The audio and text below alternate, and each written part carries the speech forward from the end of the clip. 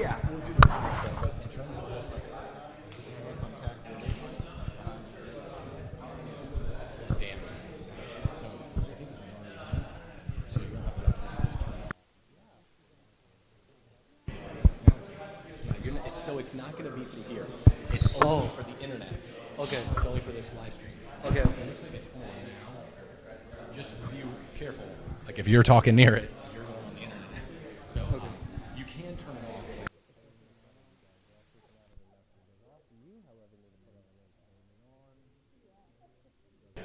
So if you want to turn it off in between things, but if we've got somebody answering a question, you go and just kind of say, So hey. if someone raises their hand and then you call on them? We may not, yeah. And I may even be like, hey.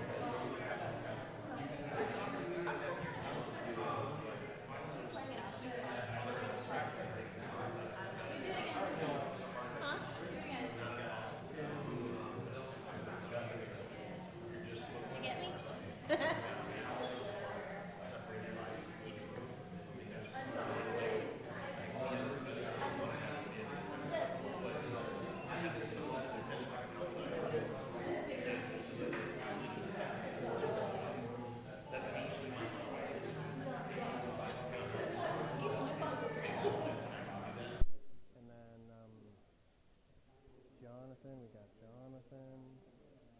And I'm supposed to be asking you guys if you brought anyone. You brought him, right? Now or no? Who brought you? I did, right? Who brought you? The mics are off for the. You want me to give Gino another name? All right. Gino's in there 3 times. The mics are off for the live stream right now. All right, we got Raj. All right, so Raj said he found out about us online. We got Coleman.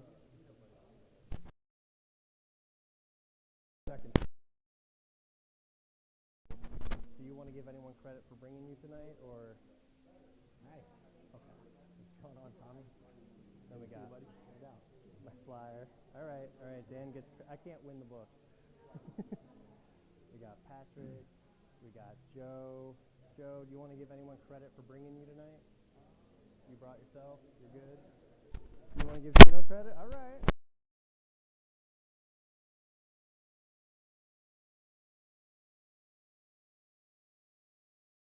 How's it going? See you, Tommy.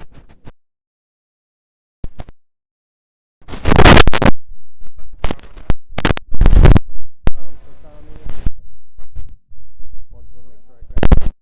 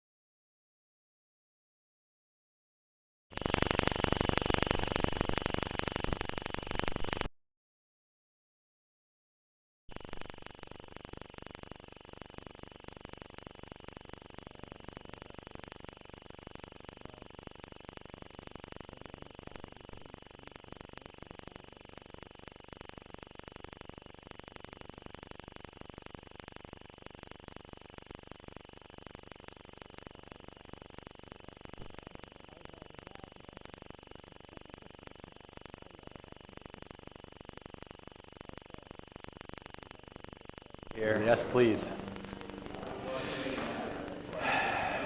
All right, Elise, can you look at me? Are we ready? Can I get started? Okay.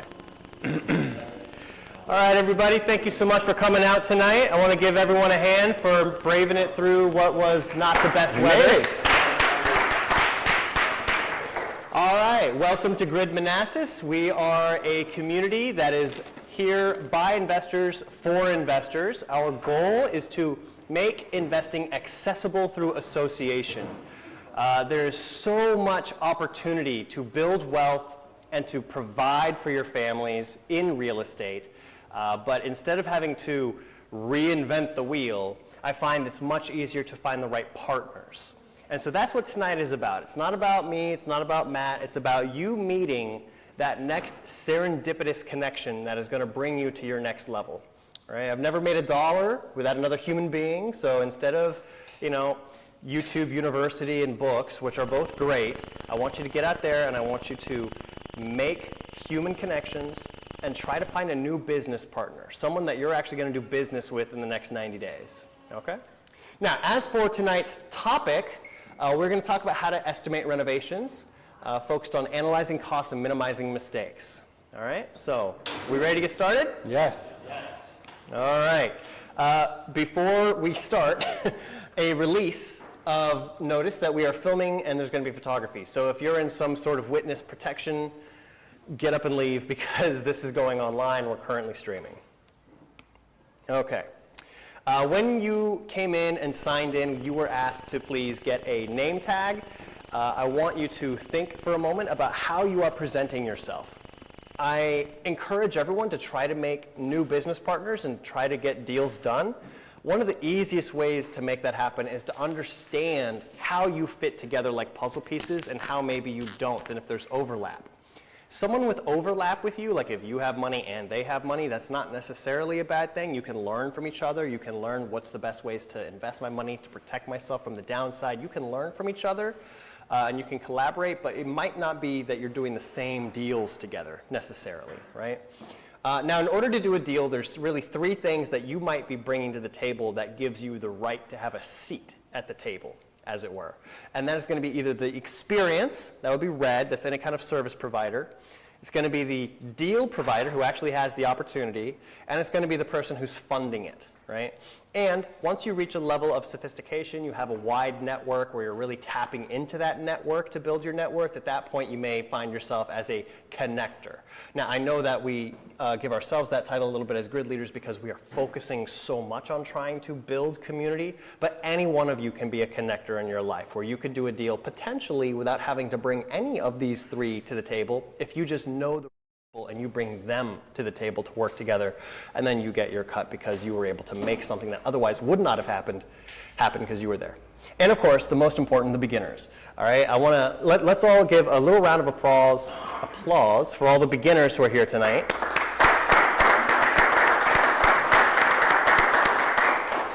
Because it certainly makes a big difference to take that first step into a new world.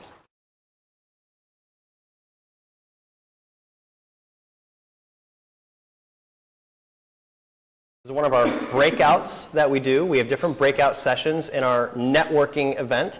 And what I want you to do is I want you to introduce yourself to the people at your table. If there's not enough people at your table, I'd encourage you almost even to get up and meet other people in the room. We're going to have a 5.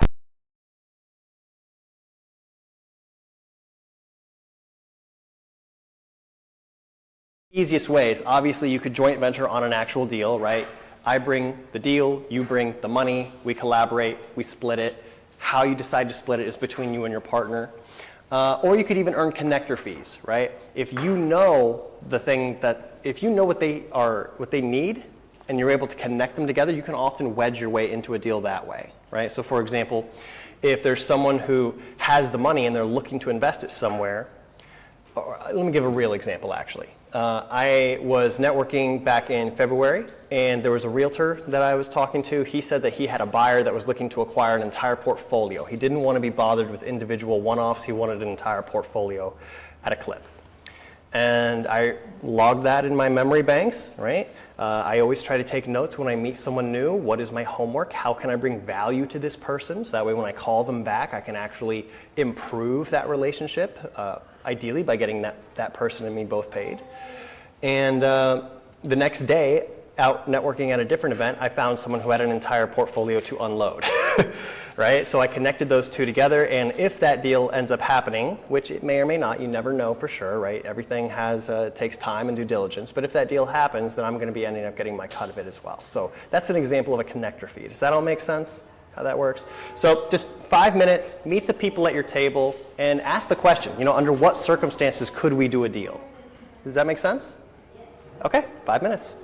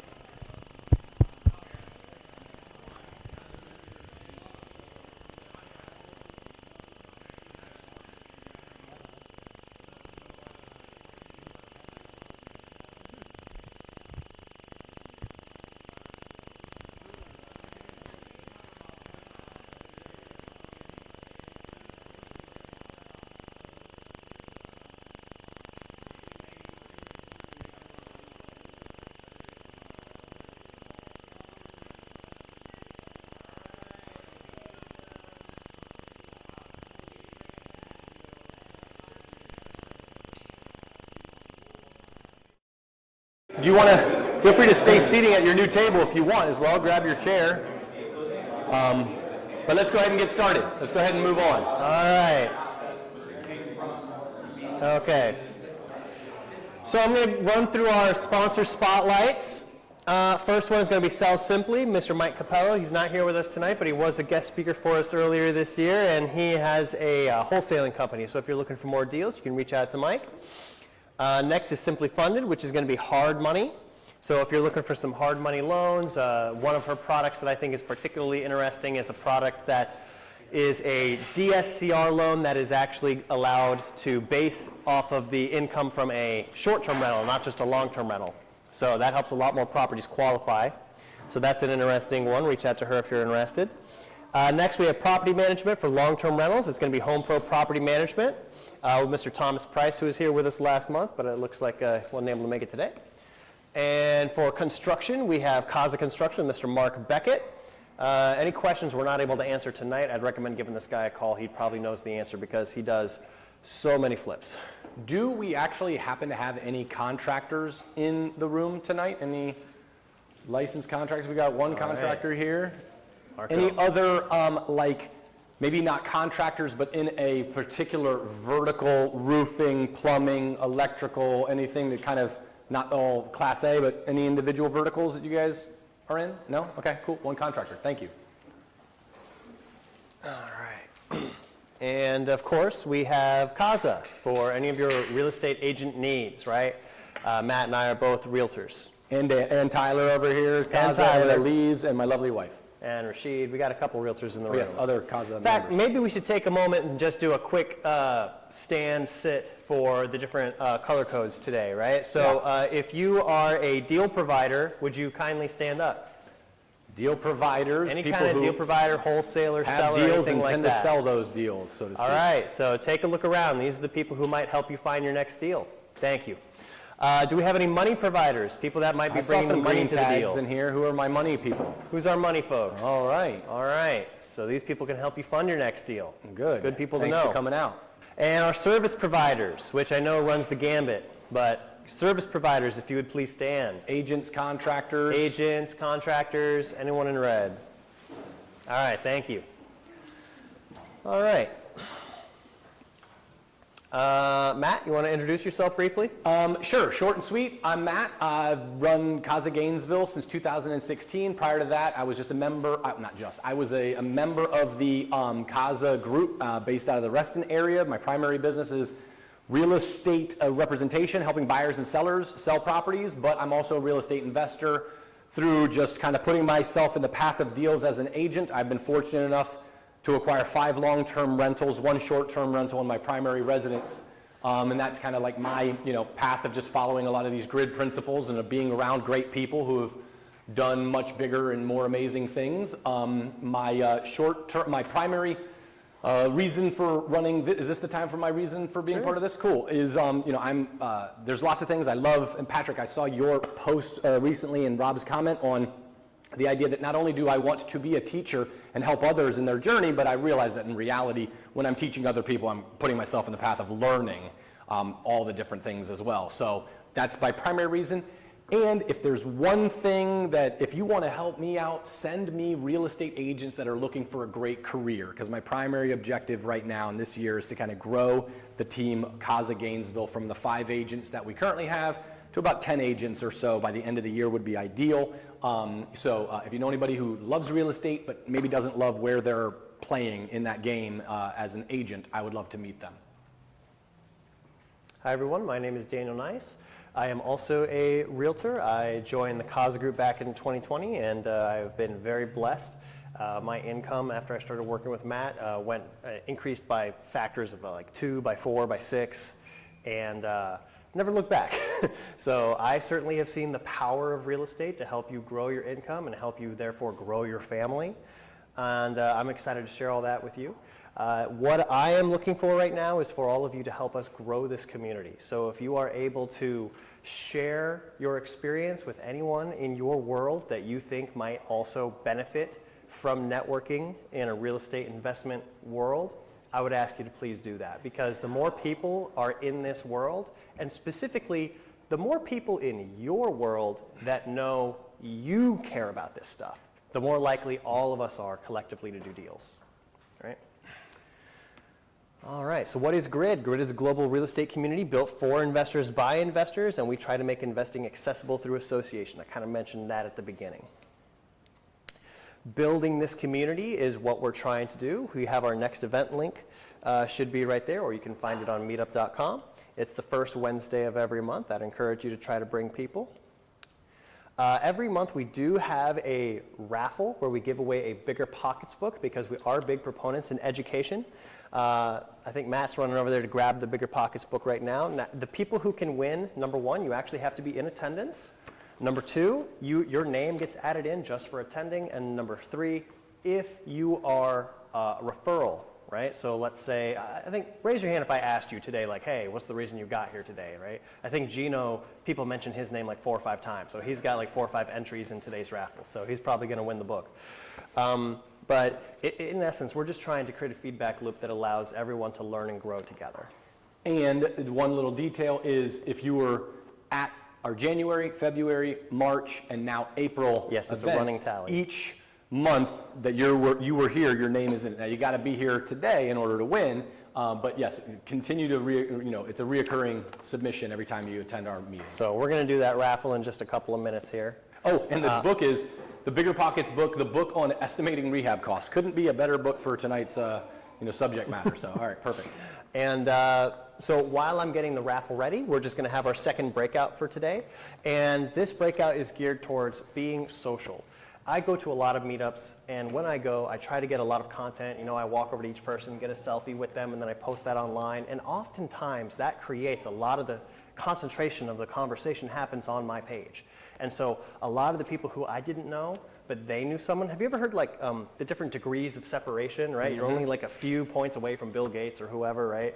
So you'd be surprised how many people you can meet and interact with just by making sure that you're loud about what you do, right? In the realtor world, we say don't be a secret agent because you're not going to get any business that way. People need to know how they can do business with you. So for this breakout, you can either continue your conversations as you were having, or I would encourage you, do some posting, right? Put something out there that lets people know, hey, I am at a real estate meetup event right now. You don't have to mention us if you don't like us, but do something for yourself to attract more wealth into your world. And if you're able to then benefit by cross-pollinating with someone, like there was a woman here named Jael 2 months ago, and she took a photo with us, and she posted it, and she has like 7,000 followers or something, and so there was a lot of cross-pollination between that. So you just don't know, right? Try to build your world, build those bridges, be nice, be a giver, and yeah.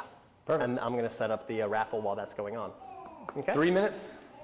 5? Okay. It's a networking event. I want them to talk to each other. Perfect. All right, go ahead.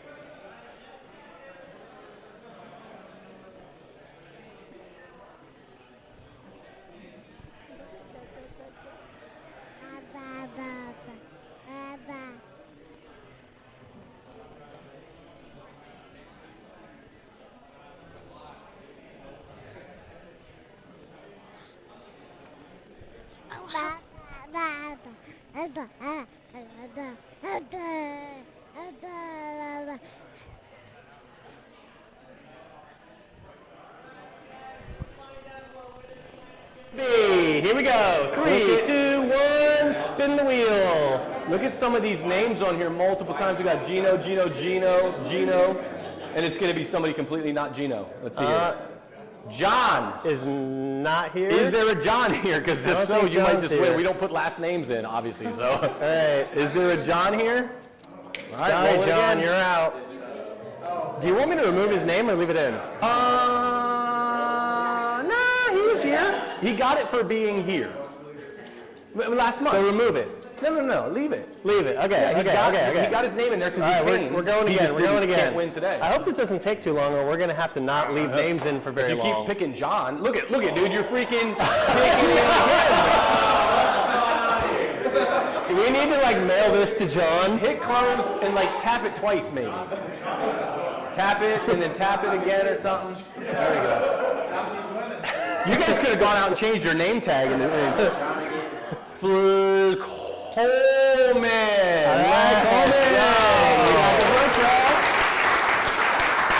I get to take a selfie with you while I give you this, if you don't mind. Hey, run the mic to Coleman. Hey, Mike. Yep, Adrian's got it. Perfect. Thanks, Coleman. Hey, Coleman, so, and by the way, his mic is not going to reverberate in this room. It's just for the live stream. As a reminder, it is being live streamed. Coleman, so when you were signing in, you were telling me that you actually wanted that book. Why is it? Why is that the case? Yeah, well, I've got a flip going on right now, and I guess I should have estimated the rehab before I bought it. Live and learn. Yeah. So, Oh, that's awesome. Congratulations, man. yeah, thank you. Awesome. All right. Back to business. Here we go. All right, quick touch on this year's calendar. So we begin the year by going through all the different excuses. You know, I can't find a deal, I can't find the money. Pish posh, we can find all those things for you pretty quickly. The next thing is to actually get your first deal, part of which is estimating reno, so that way you don't buy a bad deal, because that'll be the last deal you ever do. And then negotiating will be after that, next month. Now, next month, we actually won't have access to this space because they're using it for something else, and they won't Because let you us guys have took it. too long to get out of here last. No, I'm just kidding. I'm kidding. So just be aware on the announcement. We're gonna send out an email. We're gonna update it on meetup.com. It's gonna be in a different location one time. But then after that, we're resuming back in here. After that, we go into getting transactional wealth through wholesaling and flipping. Then we teach you how to get residual wealth, right? Long-term, real investing wealth with long-term rentals, short and mid-term rentals, and of course, house hacking. If by October you still haven't bought anything and you're brand new, let's teach you how to hack your house. And then finally, generational wealth is how we finish out the year with tax and legal and business planning. Okay? Tax, legal, business planning, and we'll probably merge with a couple of other meetups and do like a holiday party or something. Yeah, right? there's At always least a you guys will be holiday invited party at the end to of the that, year. and there'll be a bunch of other grid meetings there. Yep. Okay, how to estimate renovations. Let's get into it. Important legal stuff, not a lawyer, not a whatever, blah, blah, blah, don't sue us. Do your own due diligence. We are just giving We're just a couple of guys, all right? generic advice. Yeah. Okay. 4 levels of renovation. We like to break down our renos into 1 of 4 levels, right? I want you all to start thinking of beginning with the end in mind. Probably the first book I ever read that was a nonfiction book that really had an effect on me was the 7 Habits of Highly Effective People. I don't know if you ever read that, but that first habit, begin with the end in mind, is so important. Because the level of renovation that you're going to do on a fix and flip is different than the level of renovation that you're going to be doing on, say, a long-term rental. And what neighborhood you're in is going to matter. What kind of renovation is expected in that community is going to matter. Who's your end buyer or who's your end renter, right? A long-term rental is going to be totally different than, say, a short-term rental, right? That Airbnb market has a different level of expectations. Same thing for midterm rentals. If you're going after, say, travel nurses, those travel nurses might have a different expectation for what they want to see furnished in their place than, say, someone who is a corporate person, or an insurance, right? Someone who actually has their own stuff that they would have to store if they don't have room in your place. So figuring out who your target market is going to be very important. But generally today, we're just going to cover 4 levels, right? Kind of going from bare bones up to like a full gut. And the factors that you are evaluating to determine the end finish, I'm just throwing these out there, and I'd love if you guys have anything else that you think would kind of factor in, but like, 1, how are you going to, what is the actual investment? Like he said, short-term, long-term, mid-term, flip, whatever, right? What is that? And then 2, what area you're in. Yep. The location. Right? 3, what are the comps you're comparing against? maybe your budget. I mean, like, there may be some practical factors where you're like, look, I'm not going to be able to do this, that, and the other thing based on your own, financial scenario. Is there another? I mean, even just take that third one and just say it a different way. Yeah. Don't over-improve, right? If you're just doing a long-term rental and you pull up the comps, right, the comparable leases from the last couple of years, and you look at them all and you're like, all right, $2,100 a month, $2,100 a month, $2,100 a month, and you go and you look at the photos and the place looks like it's your grandma's basement. Like, nothing against grandma, but I mean, I don't know, maybe some of you have a really fancy grandma. But you don't want to over-improve, right? We're not going to need to put in the most expensive hardwoods and everything else if that's not what's consistent in the community, right? You don't want to be the record setter, right? You just don't want to be the record setter because that is taking a gamble on something that already has inherent risk in it, right? So trying to put risk on top of risk is not a good idea, right? Perfect. Okay, so let's start off with rental grade. We're trying to fix what's broken. Paint, carpet, minor repairs. You can get typically low-end appliances, low-cost tile, kind of Home Depot stuff. And for that, you can go $18 a square foot in our area. Now, we made these slides a while ago. It may be a little more than that with all the inflation these last couple of years. And this is maybe, whether this is precisely accurate that you should take this and start using this number is not as important. What we want people to do is to develop a number that they think is accurate for them, like, because it does change throughout time. Shoot, in 2019, it was a completely different thing for wood than 2021. So like, Yeah. you know, these things do fluctuate, but you should be able, through practice and repetition and so on and so forth, to get a gauge of about what that should be. Whether it's 16, 24, it'll be less than some of the other price per square foot, obviously, but. And what you do is you basically interview a couple of different contractors, whoever it is that you're going to be working with that's actually going to be managing this flip, and you're going to be showing them photos of the comps that you're trying to get your property to, right? So you have your property that you're looking at, that you're going to do your flip on, or that you're going to do your buy and hold on. And this property needs work on it. You're going to need to renovate, right? So you pull the comps of the properties that you're trying to get it to look like. You send those photos of what you're trying to get it to look like to your contractor, and you ask them. And then you start beginning that dialogue, because figuring out this dollar per square footage is going to be different from one contractor to the next, frankly. Could be radically different, you know, like. Do you want to say your story about your roof? Sure, and one of the points before I jump into the roof story that Dan has consistently, if you guys have been here for previous meetings, talked about building your team, right? The quality of the team that you build is going to impact this number, right? Like you can have, the quality of the team that you build, the scale of the business you run, right? If you've got a contractor that you're sending one deal a year to, there might not be able to be enough leverage for you to really expect to get some massive discounts for the work that they're doing on your properties.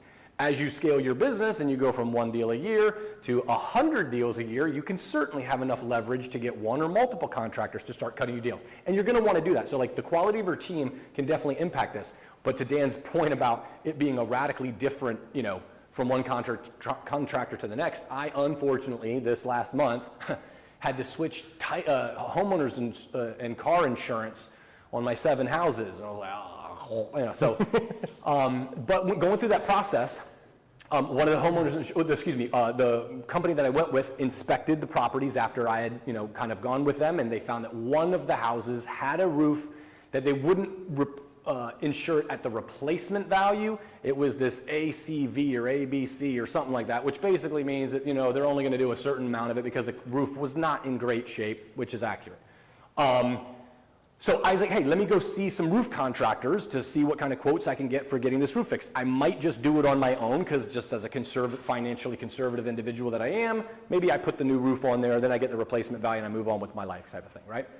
So I got 2 contractors to come out to the house this week to look at it. One is cutting me the best deal he can possibly cut me because he is a great guy and he's cutting me this great deal, and it's, you know, $17,000 to $18,000 for this roof. I'm like, okay, well, let me just see what the second opinion might be. Another guy comes out, gives me his opinion, and we're at $11,500. Same roof, same square footage, same architectural shingle for 50 years, but the delta is 6-ish K. Like, not to only say, hey, you probably want to get multiple contractors to quote different things because they could be having a bad day and it affects your stinking bottom line. But there's a radical, you know, a lot of the stuff is somewhat, you know, what do I want to charge people? Frankly, one thing that this has nothing to do necessarily with the flipping of houses or doing this, but there are contractors who recognize if they simply charge double what other contractors charge, they have to sell half as many jobs and have half as many people working to make the same amount of money. That's their right. That's their prerogative as a business owner in the United States of America to charge anything that you want to charge. You just got to find out if that's the business that lines up with what you're trying to accomplish as a real estate investor. So anyway, just an example that. And I do recommend when you're new and you're trying to get a hold of these numbers, that you do talk to a bunch of different contractors when you're new to figure out what is loosely accurate, right? Because if there's a huge difference and the outlier is on the low end, that could be just as big of a red flag for you, right? I mean, I was on Instagram this morning because, you know, mindlessly scrolling, and I saw a guy who was like an electrician coming in to check on this lady's house, and he's looking at it, and it's all terrible. And he's like, you saw the same one? And he's talking to this old lady, and she's like, yeah, my son's really handy with electricity, and he came in and he did it. And he's like, oh yeah, when did his house burn down? And she's like, oh, 2 years ago. Hey, how did you know his house burned down? I'm sorry. Okay, that's not, I thought it was hilarious. Anyhow. One other thing just to mention here is at the rental grade level, you can certainly, and it may even be advisable from like an insurance standpoint, to get a licensed contractor that's going to do all of these different things. And depending on your risk tolerance, you may get a great handyman painter, a different carpet guy, somebody that comes in and does some light fixture replacement, have a plumber, and kind of be the GC yourself. Could it blow up on you because you didn't have the insurance and so it could.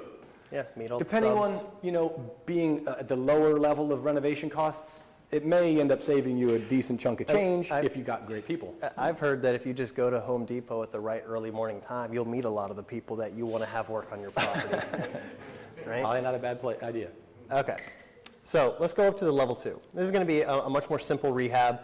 You're replacing all the fixtures in their existing locations. That's going to be all the switches, the plates, basically everything that people can see, look, touch, feel. It's like the lipstick that goes on the pig to make sure that it's going to come across as beautiful as possible to the people who are going to be viewing it, right? This is going to be all your interior paint. It's going to also include the entry grade carpet and or hardwoods, entry grade granite in the kitchen, roughly $2 a square foot tile in the bath, because again, you do need to control costs, and we're not trying to over-improve yet. We want to include approximately 4K as an extra for like a roofing, an AC unit, something. So we're kind of bumping the overall price per square foot up to $38 per square foot. And by the way, this is not the only way that you can estimate things. You can estimate by the room. I know plenty of contractors who sometimes when I'm going to have them estimate work on my property, they tell me, okay, Dan, I'm going to do this much for a bathroom, this much for a kitchen, and tell me what you need, right? That way I'm kind of roughly getting the idea of what I'm going to do if there's only certain things that I need. So that's an entirely separate way of doing it. But when you're evaluating 30 properties a day, which I sometimes am doing, I need a rule of thumb that I can then later have corrected by my actual professionals, right? If I'm going to be evaluating, like put yourself in the investor's shoes for a second. You're going to evaluate 30 properties tonight, you know, after dinner, before you go to bed, and you don't want it to take forever.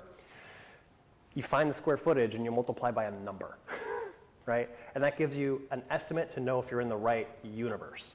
And if you're in the right universe, then it's time to do the rest of the due diligence with an actual professional who can give you a scope of work. Does that make sense?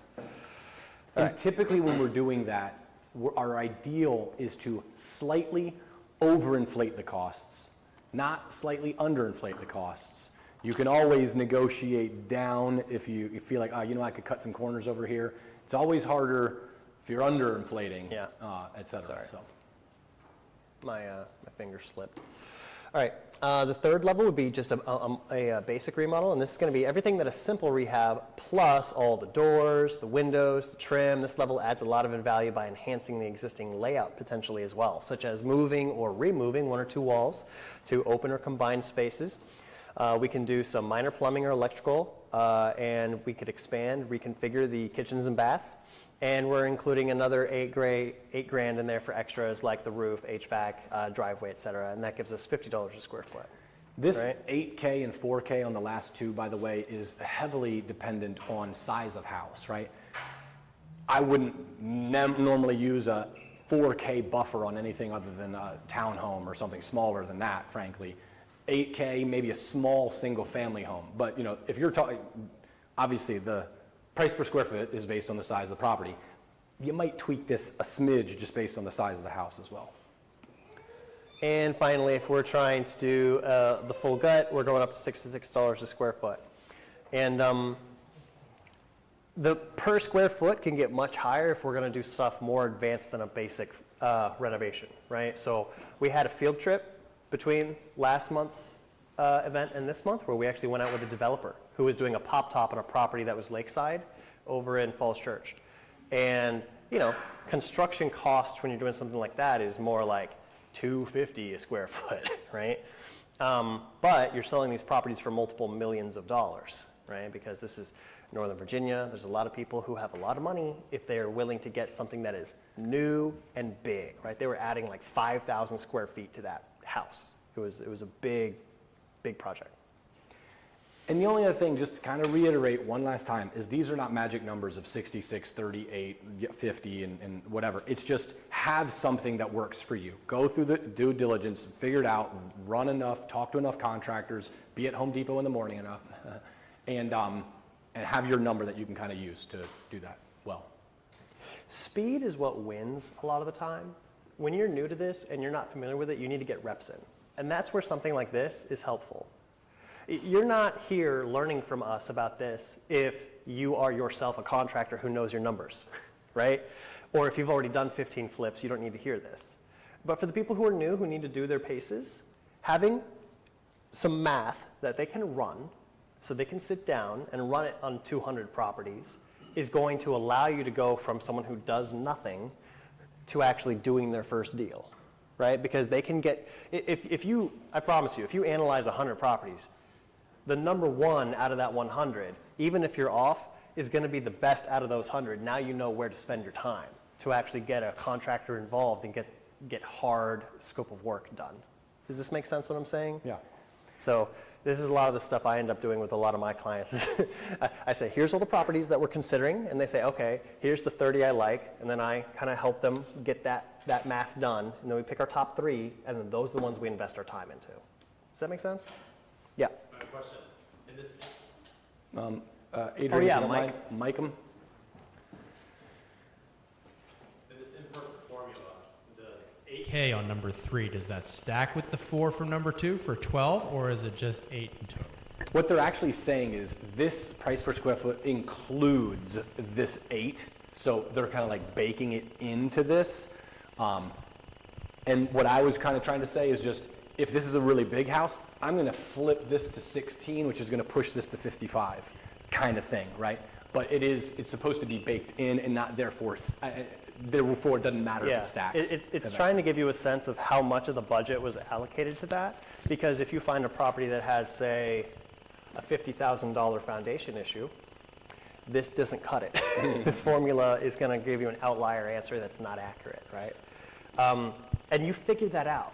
Right? You figure that out. If you, like I said, if you do your math on a large number of homes, you pick the top ones that are already, based upon the math you've done, have the best chance of being the right winner, then you run hard math on those. And the hard math, unless you're a contractor who's actually specialized in this, or you've already done a dozen flips and so you have a track record to speak of, what you need is a scope of work from a professional. And no amount of YouTube University is going to fix that for you. You need to actually run the reps. We didn't mention this before, but we love if you guys have questions or anything. Any other questions real quick before we go further? We're going to give you some visual examples, but any other questions real quick? Perfect. So yeah, these are just like some examples you can kind of see, befores and afters. This is, there's dozens and dozens of different examples you could have. And I actually have a question for the group. How do you know what level of improvement to go with? How do you know? Comps, right. You go with comps. What if you are trying to do a flip, and so you're trying to find out what's hot right now, and there's not a comp in that market for that flip? New construction. Go visit a new construction that's nearby. They will show you, based upon all the marketing they've already done and all the research they've already spent, go visit a new construction model and see what materials they're using. That'll be a good clue. That'll be a good starting point.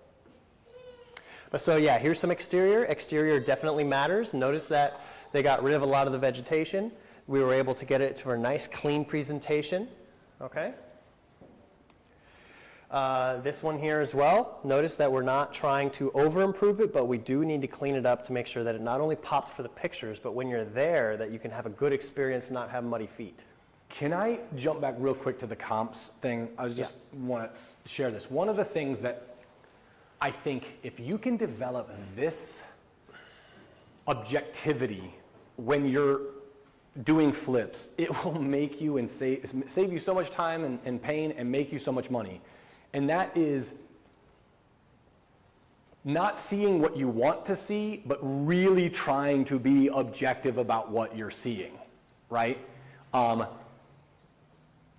As a real estate agent, I'm constantly dealing with home sellers, and I cannot tell you, I mean, today I had a 40-minute conversation with a seller who was trying to help me see that their house was the greatest house in the history of houses, again, right? And it's natural. It is totally understandable why somebody's like, dude, because what that seller is thinking is, I'm not just selling you my house, I'm selling you a box full of memories that I've had for the last 10 years, and I want you to understand how valuable this is to me.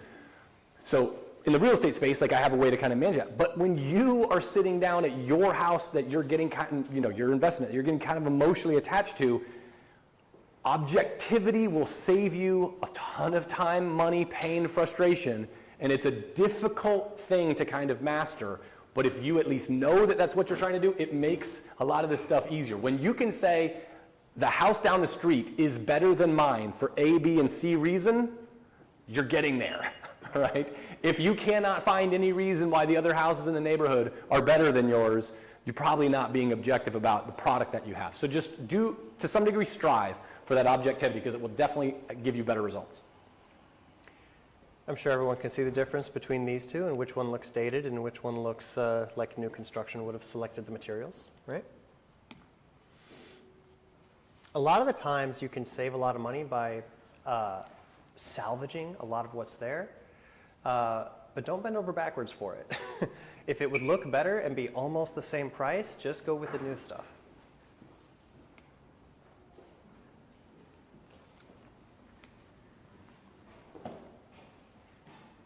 Okay.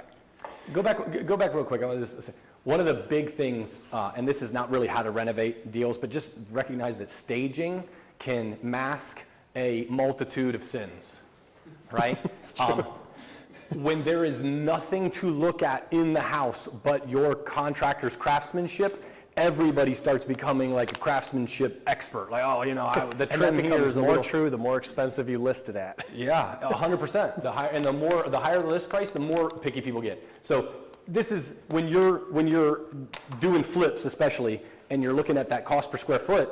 You know, maybe we don't need that $8K for the air conditioner, but we need it for, you know, $4,000 to go into some decent staging to kind of make sure that property really moves. And you're not, you know, I don't think that you are falsifying or misleading people. You're simply presenting the property, the asset in its best light. So just Selling the dream. yeah, keep that in mind. And by the way, guys, these before pictures are what you should be hunting for. So that you Yeah. can turn them into the afters. This is real For sure. quick. And That's all it worse, takes. It just right? needs to be dated a little bit. And worse, the worse it is, and the more competent you are, the Yeah. more opportunity there is. Because like looking at this one, this doesn't look like a crack house or anything. It just looks dated. But the difference between the before and after is still massive. Whereas this, you can, like, everyone can tell that this needs an investor to buy it. This one, same thing. That one's going to sit on the market. This one, yellow paint. But paint is such a cheap thing to fix in order to make this look better. Go back to the one with the blue countertops real quick. This is that top level reno though. Just in terms of like a visual representation, I know this property, I was involved with the owners, the flippers that did this. This is what we're talking about when you're going for like the, probably north, in this case, I'm pretty sure it was north of the $66 a square foot. But you know, like, we're moving walls, we're changing, I mean, this is the same kitchen from the same angle, right? Like, this is a very different product. So you can do that. The neighborhood would support it. And so that they were able to do that and make a good money on that one. But anyway, I just want to give it an example of that higher level one. Just want to throw it out there. We have something called the Grid Real Deal Guarantee. The reason why we call it a real deal is because this is only a guarantee if the deal is a real deal, right? You can't be bringing us something with no meat on the bone and expect us to work a miracle. Yeah, right, Tyler? We're not Jesus. But if you have a potential deal and you know there's something there and you just need help to get it done, maybe you lack the experience, the connections, the funding, whatever it is. We have a big network. We can help you pull it across the finish line and make sure that you still stay in the center of it if that's what you want to get your due. So if there's anything like that, please make sure you send it to us. We'll help get you across the finish line. You're not alone. And the guarantee is for if it's a real deal, we'll help you get paid. But if you don't even know if it's a real deal and you need a second set of eyes just to be like, bro, is this a real deal? Dan and myself, we will look at it with you and just be like, here's where it maybe isn't, or here's where, yeah, you've got something, and what are the parts that you're still missing? We can kind of help put those together for you. And take our word for it? No, not necessarily. But you want a second set of eyes for free? We're happy to do that. Yep. Q&A time. Anybody have questions before we move on with the show here? One question can I give? Yes, thank you. Mike Mann, Adrian, yes. Where are the deals? Ooh. Can I have where's the our deal- calendar? Can I have Go the back deal? to our calendar. No Okay. kidding. Go ahead, Dan. Can I have our deal finders stand up? Yeah, that I can make money on. So they don't stay in business if you don't make money on their deals. I mean, that's part of the value proposition that they can do. I mean, Will, you did a deal with somebody in our organization a month or two ago, right? That's good. That's good. So there are deal finders, as Dan was talking about. Marketing, networking, and prospecting are the three places that you can find deals. Networking is what Dan was just talking about with the deal finders that are in here. If you've got if anybody, I'm talking to her, but this is for everybody. If you've got a buy box, defined what it is that you're looking for, the more people that know what that is for you, the more likely that networking can be a result. Marketing, if you're like, to have a level of specific knowledge that's going to really give you the confidence that you're taking low risk and getting a good return, right? Because without specialized knowledge on, let's say, a geographic area, which is what I prefer, it's hard. Like, is this a good deal? I don't know. I've never been to this freaking neighborhood before. But there are certain neighborhoods, maybe where you already live, or just some place that you're familiar with. You're like, I'm going to study this, I'm going to know this, and then I'm going to start marketing to it. It's not necessarily the first approach that I would take. I would do the networking and prospecting first, but the marketing one is like, cool, I'm going to start sending golden letters, or I'm going to start knocking on doors, or I'm going to just start, quote unquote, driving for dollars and seeing whose grass is overgrown and whose, shutters are hanging off because that person's probably got some need or whatever it might be. So the marketing could be in a geographic area as a simple way to kind of employ that strategy. And then the prospecting is getting on the phone. There's all sorts of different things, and we're going to be covering where will we be hitting some of this? So I would encourage you in February, deals we February. went through the whole masterclass on it. It's on YouTube. Go back and watch the playback. I could try to send you a link. In the prospecting, we go through a whole thing. Like there are, what's the And websites also, called, Dan? Mike with Sell Simply. So if you're interested in prospecting yourself to go find your own deal, every Monday he actually runs a group where he will guide you through it. Yeah, kind of like a call session with a bunch of people to hear how to do it. So prospecting would probably be the first best place. Networking and prospecting would be the best places because it's low investment and you can get actual results. And then ultimately going into marketing when you get an area that you're like, I'm going after this area. I'm going to be the lady that's doing all the deals here, so to speak. Great question. Great question. Any other follow-up to that? And Do you feel like that answered it? yeah. We can talk. Good. Okay. Any other questions? Sorry, Adrian. Any other questions? I was going to ask a question to follow up on hers. Yeah. So I found the house, right? It looks like crap. Perfect. What do I do? Do I go up there? Do I No, call me. knock on it? Call me. No, call me. We'll go together. No, tell him what to do. Tell him what to do if he finds a house. What are some options that you can do when you find a junky house? Say it out loud, Elise. I can't read your lips. Oh, got it.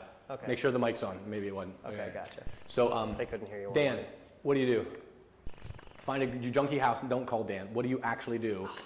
Okay, course he so can if call you're you. going to go without me. But he's going to call you because you give him good value right now. Like, Okay. what does he do? So the first thing you need to understand is what is your goal? What are you trying to do with this property, right? Once you understand what your goal is, because you need to kind of have your scripts down, once you go there, you have to be providing value to them, right? If you've ever read Pace Morby's books or know about Pace Morby, he says, go find the bunnies, right? Because he tells this story about how he was able to get a deal. Out of all the people who wanted to get this deal, he got the deal because he was able to find a new home for this woman's bunnies that she had in her backyard. And so since he was able to find them a new home, she was like, oh, I love you. I'm going to go with you. So find the bunnies. You go talk to that seller, and you need to find the best solution for that seller, right? And then that's going to allow, so I do this all the time when I'm working with a new client, one of my new investor buyers, and they need a little help figuring out how to navigate things. I have to explain to them, if we're going to put any money towards finding these deals directly, where the deal's not already made, but we have the opportunity to craft it directly with the seller. In a situation like that, I need to know what my investor wants, because I need to have, that in mind, where if there's a way to get there. But they need to understand not every seller is going to be the right match for that, right? We might go through 4 or 5 sellers who want something else entirely before we get to one that's a good fit. Does that make sense? Some people, it makes more sense for there to be a buy and hold where there's like a sub-2 involved. Sometimes it needs to be a flip or a renovation, or they say keep the best, wholesale the rest. So there's always that. In essence, it's like chase the bunnies. Chase the bunnies. Call Once you know Dan. what the bunnies Is what I are, meant you to know say. your exit. Good job. Thanks. I hope that answered it. Cool. Okay, let's go into the monthly deal dispo. So if I could have my deal finders stand up one more time, please. Deal finders, yellow tags. You know I gotta harass you guys. Will's like, right? why you keep making me exercise here? All right, Jeez so, Louise, man. Was it leg since day we're- today? What's going on with you? No, stay standing. No, stand up, stay standing real Stay quick. standing, stay standing. We're doing the deal dispo. There's an opportunity for you guys to shop anything that you currently have going on, or if there's a way for us to get on your list, whatever that is, tell us about it. So Rashid, let's start with you. Do you have any deals you're currently shopping? And if not, how do we get in touch with you for future opportunities? You can get in touch by coming up and talking to me. I can give you my contact card. I have a lot that comes across my desk every day, every morning, and I'm always on the phone with other investors, so there's a line as well. We can definitely provide value to others, and let's talk. Okay, thanks Rashid. Can we hand it over to our next Standing up, folks. standing person? My name is Jonathan. I currently have no deals, but just like this gentleman, I'm looking every day online, sending out letters, making calls. So come up to me, we'll exchange information. If I find a deal, hopefully we can make some business. Perfect. All right, thank you, Jonathan. My name is Ryan. Obviously, the same as everybody, just come over here and talk to me. I'm always making connections here in the community. Deal, Will. Getting more folks doing that networking component, getting folks to help work with me to find those deals, and kind of looking for whatever you guys are looking for, and trying to marry up those things. So hopefully we can make some deals happen. Thank you. Adrian. Want to hand it over to Will? I'm Will. Everybody, hi. You can find me on Facebook at Will Creedle, or you can come talk to me. I'll give you my contact info. I have deals. Always have deals. Do you have one right now? Yeah, I have multiple right now, but they're spoken for. They're spoken for? Okay. Can you give us, Will, can you give us an example of like the typical deal that I'm using you because you're up in front. So I'm a creative deal finder. I'm also a creative investor. So this is a sub-2 deal. So I usually get sub-2 deals. So think low interest rates, cash flowing properties, low entry fees. Usually I try to be right around 10%, and no banks. All right, so those are my deals that I usually come up with and I get multiple a week. So if you're interested in sub-2 deals, come talk to me. Seller finance deals, come talk to me. All right? Will, how come we haven't done a deal yet together, man? I don't know why we haven't done a deal. You got to send me one. I don't, you know, they don't last long. That's why I'm saying you got to. All right. Was there anyone else who had a deal they wanted to shop that didn't get a chance to speak? Okay. By the way, at the end of the year, we do have a Deal of the Year award that is going to be given out. So if you are doing any deals and you would like to get, guys, and you want to be His wife put this recognized. together. Isn't that fantastic? Yeah, exactly. Yeah. He was surprised he won. And so contact us at investor@goodmanassas.com with the details for your deal so you can qualify for that, okay? Next steps, you can join us on Facebook. I would ask you all to please post and say what a great time you had. And then we also have our grid event playbacks on YouTube, youtube.com/gridinvestor if you wanted to see the one on where to find the deals. RSVP for next month's events. If you would kindly leave us a nice review, I would appreciate it. Let's see, I think that's pretty much everything. Is there anything I missed? One thing that I didn't do that I want to do is I want to recognize someone in the room who I forgot to recognize, and he took the time to come here today, so I want to recognize him. We have another connector, another grid leader in the room. Patrick, if you don't mind standing up, please. Let's give a hand to Patrick. Patrick is a very accomplished investor, and he also leads a grid chapter. Would you introduce yourself and tell us a little bit about your location? Yeah, so my name is Patrick. My name is Patrick. I'm a realtor with EXP with my partners at Westlake. We run 2 grid groups. We have one in Woodbridge, and then we do one in Southwest Virginia down in Roanoke. No one knows where that is. But me and Zach focus on flips and long-term buy and holds. That's about it. And, yeah. All right, thank you. All right, so that concludes the lecture for today. If you would all please eat all the food so that I don't have to bring it home, and network and be jolly. Have a great night. When do we need everyone out by tonight? Elise, we got to be out right? of 8 here o'clock? completely by 8:30. So if we can be out of this room by 8, we'll be able to have a half hour to just like break everything down and put it all back. Yeah, we got to and stuff like clean up the place starting at 8, because then they start charging me around 8:30 if we're still here. And by Yeah. charging me, I mean threatening me not to do it Let us again. come so, back. Yeah. Perfect. enjoy. Have a good time, guys. Thank you. Oh, good job.